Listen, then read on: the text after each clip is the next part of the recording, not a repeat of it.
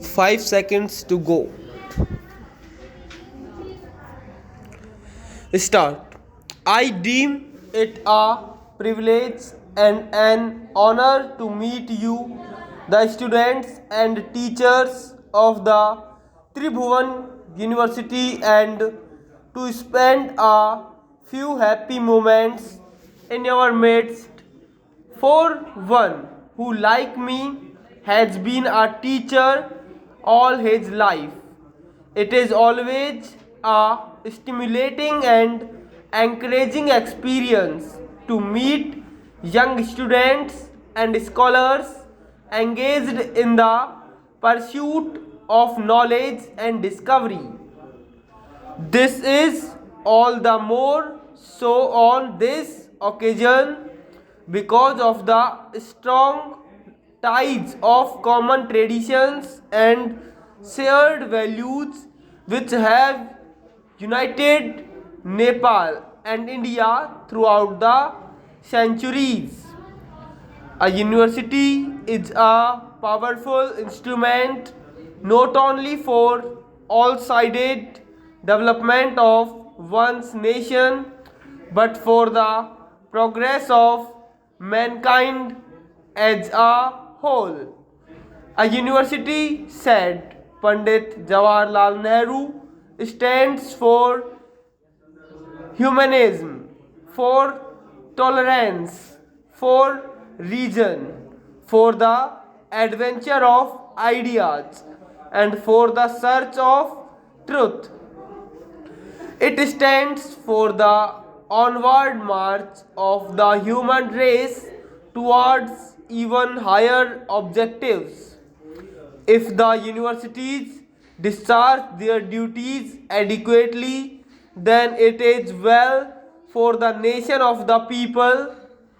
This university, named after the great father of the Nepalese nation, is developing in a manner worthy of all the universalism, modernism, and spirit of freedom and equality that he stood for. It has made a valuable contribution to the development of modern Nepal, and I have no doubt that it will make an even more significant contribution to the social, cultural, and economic development of our country in the days ahead and help it to assume its rightly place in the Committee of Nations. I am extremely happy that we in India have successfully associated ourselves to the best of our ability in the building up of this great university from its very inception. We feel proud of this collaboration, which has been of considerable benefit to ourselves. I feel particularly happy to be associated with the construction on this beautiful campus of a new building which has been named after Mahatma Gandhi, whose birth centenary year is now being celebrated in India and in several other countries of the world.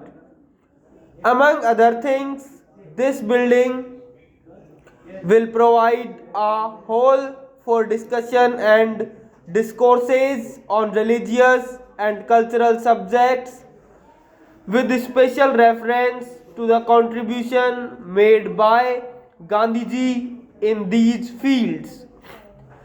The people of India and Nepal, as well as of other countries, feel very close to Gandhiji for his special principle teachings which have an eternal value. The developing countries of Asia, including Nepal and India, are now facing tremendous challenges in the field of development. They have to modernize their traditional social systems, maintaining what is good in the old and imbibing what is good in the new and harmonizing continuity with change. They have to develop agriculture and industry very rapidly to secure quick economic growth, which will ensure at least a minimum living standard to every citizen. They have also to strive to reduce the wide gap between their level of development and that of the industrially advanced countries.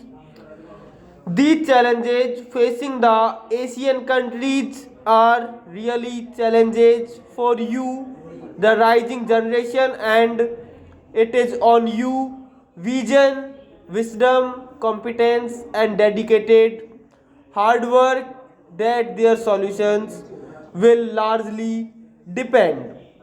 In this great national task, the major effort will have to come from the people themselves, but their efforts could be considerably strengthened in two ways. The first is assistance from developed countries who owe a duty to themselves as well as to the less privileged nations of the world to reduce the widening gap of living in the advanced and backward countries. And the second is the equally important collaboration between the developing nations themselves who have so much to give as well as to receive in the sharing of experiences and implementing cooperative projects of mutual benefit. Every nation and every generation has to fight anew its own battles for freedom, freedom from hunger and want, disease and ignorance, from foreign domination, economic and political.